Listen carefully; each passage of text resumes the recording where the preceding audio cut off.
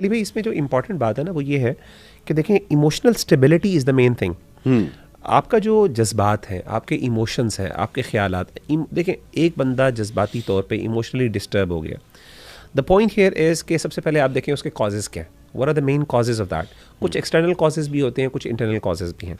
External causes के अंदर कोई इवेंट्स हो सकते हैं, मिसाल के तौर पे जैसे आपने बताया कि अब्यूज़ भी हो सकता है। इसी तरीके से वो अब्यूज़ मुख्तलिफ़ किस्म का होता है, पेरेंट्स की तरफ से भी अब्यूज़ हो जाता है, स्टडीज़ के ऊपर हवाले से सोशल प्रेशर भी हो जाते हैं, कुछ एक्सटर्नल फैक्टर्स होते हैं। ऑब्वियसली अगर आप चाहते हैं उस चीज़ से निकलना तो आपको पहले एक्सटर्नल फैक्टर्स हैं उनको देखना पड़ता है। और अगेन वो मेरे ख्याल है काउंसलिंग करने वाला या जो साइकियाट्रिस्ट है या साइकोलॉजिस्ट है वो यही चीज़ें देखता है। वो देखता है कि आपके एक्सटर्नल फैक्टर्स क्या हैं, और and you come to know this by discussing and by जो आपका जो आगे बंदा है जो हेल्प ले रहा है आपसे, वो आपसे आके आपको बताता है उसके बारे में। तो एक्सटर्नल फैक्टर्स को सबसे पहले रिमूव किया जाए। दूसरी चीज़ ये है कि फिर इंटरनल फैक्टर्स हैं। इंटरनल फैक्टर्स के अंदर वसवसे की आपने बात की, जो हमने बहुत इंपॉर्टेंट बात की कि शैतानी वसवसे आ रहे हैं। बिल्कुल। अच्छा, बाज़ वक़्त शैतान आपको देखें, शैतान का मसला क्या है, शैतान करता क्या है, शैतान is looking for a weakness in you. वो देखता है कि ये बंदा, इसकी वीकनेस कहाँ से शुरू होती है और कौन सी चीज़ें हैं जो इसको ट्रिगर करती हैं, जो इसको डिस्टर्ब करती हैं। मैं आपको मिसाल दे रहा था, हम जिन्नों की बात कर रहे थे और देखिए किस तरीके से स्ट्रेस करते हैं। हमारे मशहूर हमारे स्कॉलर हैं जानने वाले डॉक्टर हाफिज़ ज़ुबैर साहब, तो उनके साथ मैं बैठा हुआ था, बड़ी उन्होंने इंटरेस्टिंग बात बताई। जिन्नों के हवाले से हम डिस्कशन कर रहे थे, तो उन्होंने कहा कि मेरे पास कोई एक खातून आई, तो उनका मसला था, बड़ी प्रैक्टिसिंग खातून थी। तो अब सवाल मैंने ये पूछा कि कैसे एक प्रैक्टिसिंग खातून और प्रैक्टिसिंग इंडिविजुअल्स, यही वाला सवाल उन पर भी आता है कि उनको कैसे जिन्नात तंग करते हैं, मतलब वो भी तो स्पिरिचुअली बहुत स्ट्रांग है। तो उन्होंने बाज़-औक़ात ये कहा, उन्होंने कहा कि बाज़-औक़ात शैतान जो है ना, ही इज़ अ वीक, लेकिन उसको ये पता है, देखें वो खुद बहुत वीक है, लेकिन उसको आपकी वीकनेसेस का भी पता है। वो एक्चुअल में आपकी वीकनेस नहीं होती, लेकिन उसको पता है कि एक्चुअल से मुराद ये कि यानी वो ज़्यादा आपको कुछ बिगाड़ नहीं सकती वो चीज़, लेकिन वो उसको इस तरीके से उसको मैनिपुलेट, ये ट्रिगर करता है कि बाज़-औक़ात वो चीज़ आपके लिए बहुत बड़ी हो जाती है, मैग्नीफाइड हो जाती है। उन्होंने मिसाल दी, उन्होंने कहा कोई खातून थी, तो उसने कहा जी वो बड़ी बीमारी के 12-13 साल से शी इज़ सफरिंग फ्रॉम यानी कि जिन्नात के मसले से, और वो बड़ी परेशान और सिवियर डिप्रेशन के अंदर, माशाल्लाह नेक खातून और बड़ा अपने पर्दे का एहतमाम करने वाली, अपनी पाकीज़गी का एहतमाम करने वाली। तो कहते हैं कि मैंने ना उन्होंने अपना बताया, पता नहीं किसी और का बता रहे थे, तो कहते हैं कि मैंने उनसे जब कुरान मजीद का उन पर यानी कुरान मजीद की तिलावत की और उसके बाद जो है ना वो पता किया, तो पता ये चला कि वो बंदा जिन जो है पता चला कि तुम इनको कैसे डिस्टर्ब करते हो, मतलब तुमने तो यानी ये तो इतनी खातून नेकी और नमाज और हर एतबार से ये आगे हैं। तो उन्होंने कहा जी हम डिस्टर्ब नहीं करते, हम सिर्फ ये करते हैं कि हम ना इनका जो डेस्क है ना, स्टडीज़ का डेस्क, उसको सिर्फ नॉक करते हैं एक दफ़ा। अच्छा। सुबह के टाइम ठक ठक ठक, बस वो बैठी हुई है, वो नॉक होना शुरू, ठक ठक ठक, बस। अच्छा। कहते वो पूरा दिन उनका, उस खातून का दिन पूरा दिन ख़राब हो जाता है, परेशान, डिप्रेशन, पता नहीं क्या हो गया, खौफ, फियर।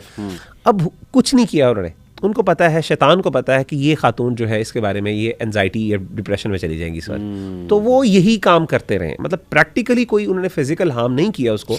तो शैतान क्या कर रहा है, शैतान इज एक्चुअली एक्सप्लोरिंग और इन्वेस्टिगेटिंग कि बेसिकली इस बंदे की वीकनेस कहाँ पे और वहाँ पे मैं जाके इसको हिट करूँ। इसीलिए इस तरह के मामलात के अंदर हमारा दीन हमें क्या सिखाता है, अगेन वही आपका मुजाहिदा, आपने अपने आप को आसाबी तौर पे स्ट्रॉन्ग करना है, स्ट्रेंथन करना है, आपके नर्व स्ट्रॉन्ग होने चाहिए।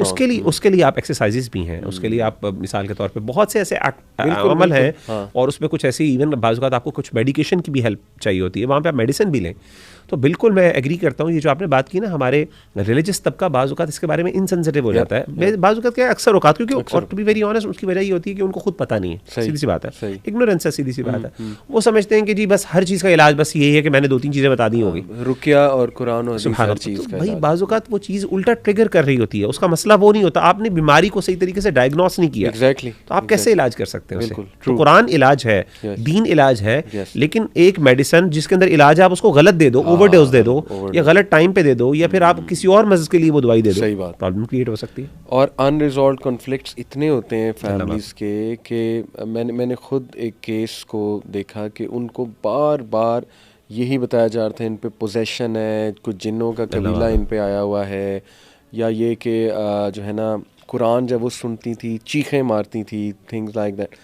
तो पता ये लगा, मतलब थोड़ा सा जब मैंने पूछने की कोशिश की कि डोमेस्टिक वायलेंस से वो बहुत गुजरी वो खातून, और उनको इज़्ज़त ही नहीं दी गई सारी उम्र, उनको बहुत दबाया गया। आप देखिए ना, ये कितना बंदा सहता रहता है, वही जो फ्रूट ने कहा था ना कि अनरिजॉल्व कॉन्फ्लिक्ट्स हमारे सबकॉन्शियस में जाते हैं और it's like a pool of water, वो फिर उबल के बाहर आ जाता है सब कुछ, और वो फिर अजीब व गरीब मेंटल डिसऑर्डर्स में वो या स्प्लिट पर्सनैलिटी डिसऑर्डर में एग्जिबिट करता है। तो देखें ना, कुरान सुन के चीखे मारना नेसेसरीली ये मतलब नहीं है कि जिन ही है, और वो फिर राकीज़ हमारे बैठे हुए they are looking for such opportunities कि मज़ीद हम इनको डराएं, फियर डालें मज़ीद इनके माइंड में कि हाँ ये तो कंफर्म जी जिन ही है।